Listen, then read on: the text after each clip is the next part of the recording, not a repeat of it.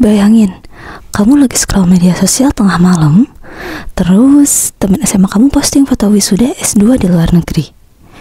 Teman kantor kamu posting baru beli mobil impian. Kamu tersenyum, terus klik like seperti biasa. Tapi di dalam hati ada bisikan kecil, apa aku tertinggal? Lalu besok paginya di kantor, kamu punya ide yang menurutmu brilian nih, tapi mulut ini gak mau kebuka. Takut kalau atasan gak setuju, takut kalau teman-teman bilang apaan sih, atau takut orang-orang gak suka sama kita.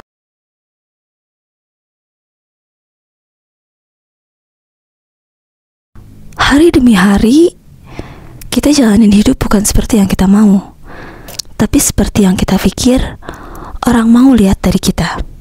Capek banget, tapi malah tetap kita lakuin. Karena diam-diam kita punya ketakutan yang sama, takut gak disukain.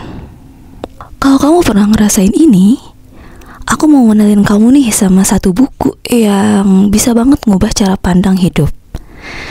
Judulnya Berani Tidak Disukai. Buku ini ditulis sama dua orang Jepang, yaitu Ichiro Kishimi, yang mana dia adalah seorang filsuf, dan juga Fumitake Koga, seorang penulis yang menuangkan ide-ide ini dalam bentuk percakapan. Bukan seperti buku teori yang kaku, tapi seperti kita duduk di kafe, minum teh hangat, dan mendengarkan perbincangan antara seorang filsuf yang bijak dan seorang pemuda penuh keresahan. Pemuda ini tuh banyak banget protesnya, banyak gak setuju, banyak pertanyaan yang mirip banget sama isi kepala kita.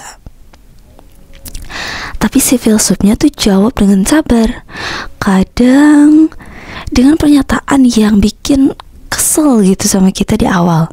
Tapi justru itu yang bikin kita mikir lama, dan itu yang bikin buku ini terkesan hidup. Nah, ada beberapa poin besar dari buku ini yang bikin aku mikir, kenapa ya aku gak tahu ini dari dulu. Pertama, masa lalu tidak menentukan masa depan. Kita sering banget nyalahin yang namanya masa lalu. Kayak, aku tuh kayak gini soalnya dulu dibully, aku minder karena dulu pernah gagal. Tapi filsuf di buku ini tuh bilang bahwa kita bukan korban dari masa lalu, tapi kita adalah hasil pilihan kita sekarang. Bayangin kalau kamu lagi nyetir mobil nih, spion itu penting kan ya? Tapi kalau kamu terus-terusan lihat spion, kita tuh gak akan maju.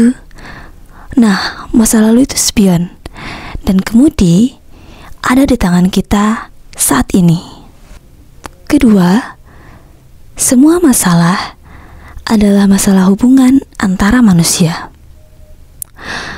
Rasa minder itu muncul karena kita membandingkan diri dengan orang lain. Marah karena ekspektasi ke orang lain gak terpenuhin. Takut karena kita khawatir kalau orang-orang tuh akan menghakimi kita. Nah, hampir semua rasa yang gak nyaman kita itu sebenarnya ujung-ujungnya tuh soal hubungan dengan orang lain. Ketiga, pemisahan tugas. Ini konsep simpel tapi bikin ringan hati. Misalnya, tugas kamu itu kan belajar yang sungguh-sungguh, tapi tugas orang tua adalah merasa bangga atau tidak. Begitu kita bisa memisahkan ini, maka beban hidup kamu jauh berkurang. Keempat, kebebasan sejati adalah berani tidak disukai. Kalau kita terus-terusan hidup demi bikin semua orang senang, kita akan mengorbankan diri kita sedikit demi sedikit. Sampai suatu hari, kita gak akan kenal lagi nih siapa diri kita yang sesungguhnya. Berani tidak disukai bukan berarti jadi orang yang nyebelin, tapi hidup sesuai dengan nilai kita meski ada yang gak setuju. Kelima, hidup sepenuhnya di saat ini. Banyak dari kita yang nunda akan bahagia. Nanti kalau aku udah sukses, nanti kalau aku punya pasangan, dan bla bla bla bla. Tapi hidup gak nunggu untuk kita siap, teman-teman. Kita akan terbiasa menunda sampai nanti, dan nanti seterusnya. Bagian yang paling kena buat Gen Z menurutku ya, buku ini kayak rem tangan buat kita yang hidup di era media sosial, dimana semua orang tuh kayak punya panggung, dan kita merasa harus tampil sempurna di panggung itu. Salah sedikit, viral. Gak ikut tren, FOMO. Padahal, kebebasan sejati adalah ketika kita bisa berdiri di panggung itu tanpa topeng, tanpa takut teriakan dari penonton. Karena ujungnya, penonton yang benar-benar peduli akan tetap duduk sampai akhir pertunjukan kita. Kita sering banget posting sesuatu bukan karena kita mau, tapi karena takut akan ketinggalan. Kita juga jaga image bukan karena itu diri kita, tapi karena takut sama komentar orang.